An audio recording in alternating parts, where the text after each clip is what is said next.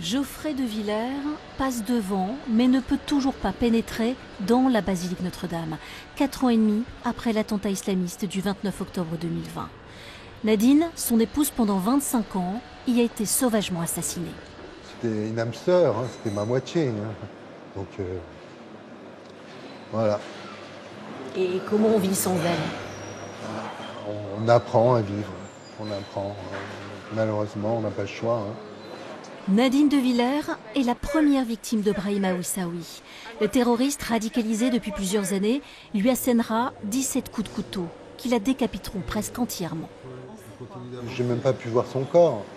Je n'ai même pas pu voir son corps parce qu'il était tellement abîmé, donc il a fallu faire l'analyse ADN. Donc, voilà.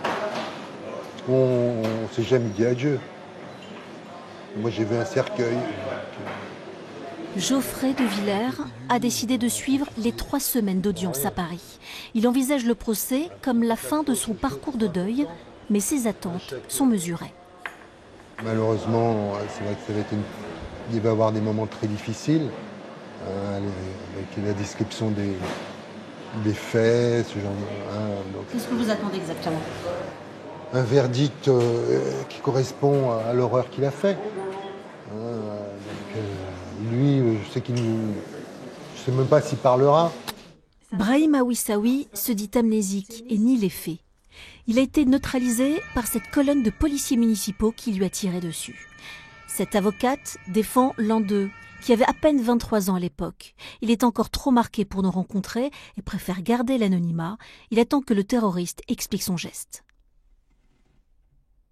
Lorsqu'ils se sont retrouvés dans un petit couloir qui donne lieu au cœur de la basilique, une porte s'est ouverte et l'agresseur ensanglanté, couteau à la main, s'est dirigé vers eux en les menaçant directement et en criant « Allah Akbar ». Son traumatisme vient du fait qu'il s'est senti visé, qu'il s'est senti en danger vital? Oui, vient aussi du fait qu'il n'a pas pu tirer.